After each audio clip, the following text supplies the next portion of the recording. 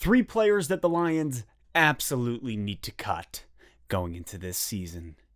Let's talk Lions. Thank you for liking, for commenting, and subscribing to the channel. We have entered into the month of March, and the 17th is going to be here before you know it. So that means that the Detroit Lions gotta cut a couple guys. In my opinion, there's about 7 or 8 guys that the Detroit Lions should cut. However, for today's video, I'm going to give you 3, yes, 3 that they absolutely need to cut. And I'll tell you why.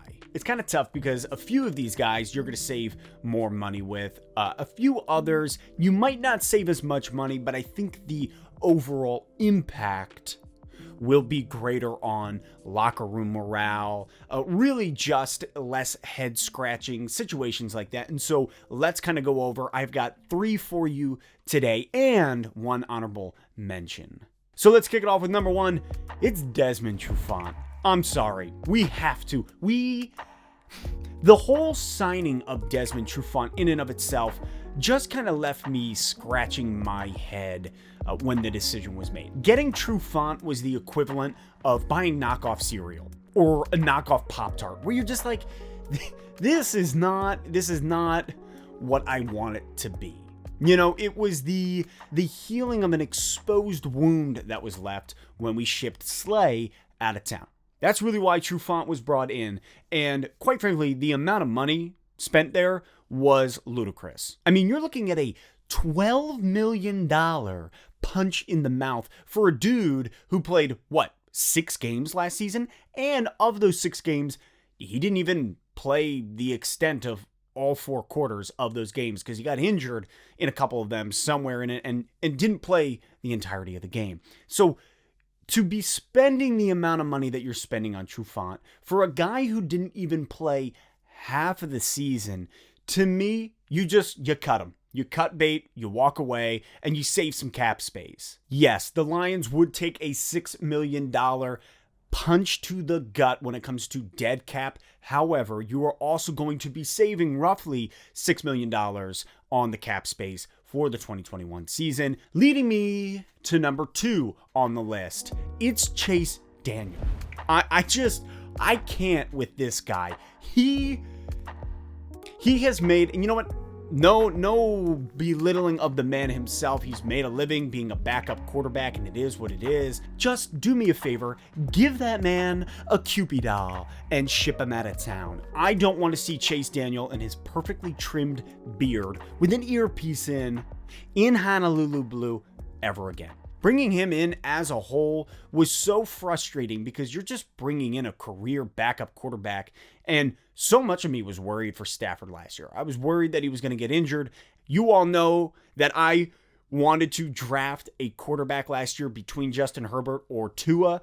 That's kind of where I was going, and I'm like, man, if we can get one of these guys, have them come into Detroit, sit behind Stafford, that would have been a win-win. But instead we have Chase Hamburglar Daniel sitting on the sideline just collecting a paycheck. Chase Daniel last year played a total of 4 games, and he threw more interceptions than he did touchdowns. A total of 264 yards. Cutting Daniel will only save the Detroit Lions about $2.3 million, but I'm okay with that. He absolutely needs to go because it's too much. It resembles a regime that was totally okay being a B team. Like, there's nothing about Chase Daniel that says we want to win. We want to win with our backup if we even had to put him back there. He doesn't bring anything to the team that is either A, compelling, or B, worth the money that we're handing him to be a backup. I would rather only save $2.3 million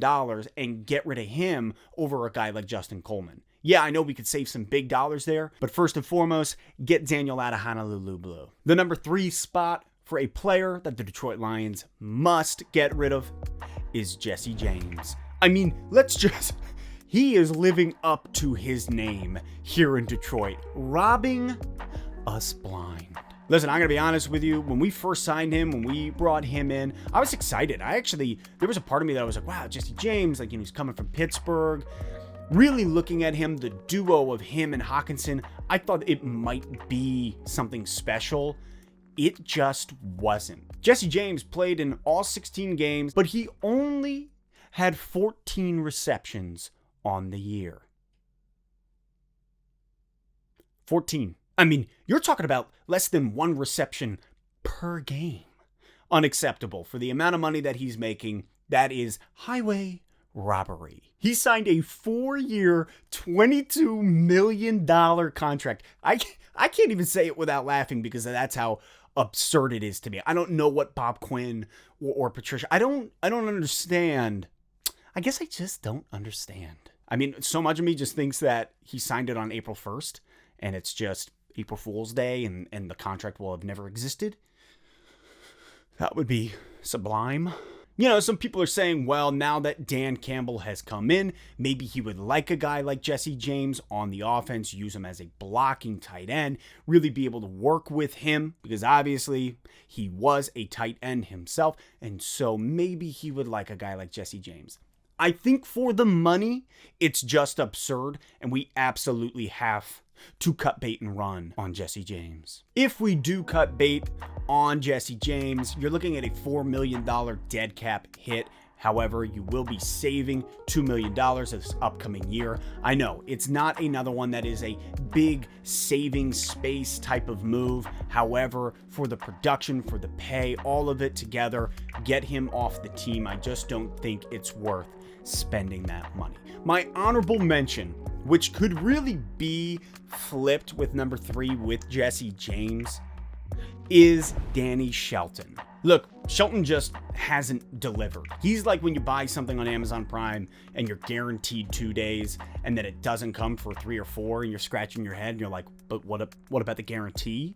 And then other times you get it in a day and you're like, well, this is great. He is so consistently inconsistent. And I'm done with that. I'm done with a performance that is as inconsistent as Danny Shelton's has been. The Lions would save $4 million in cap space if we were to release him. So I'm saying you white fang that man. Just shoo him out of town. But those are my top 3 with one honorable mention. Absolute must get rid ofs for the Detroit Lions in order to save cap space. What do you think? Who are your top 3? Drop it in the comments. Also, give me an honorable mention in there.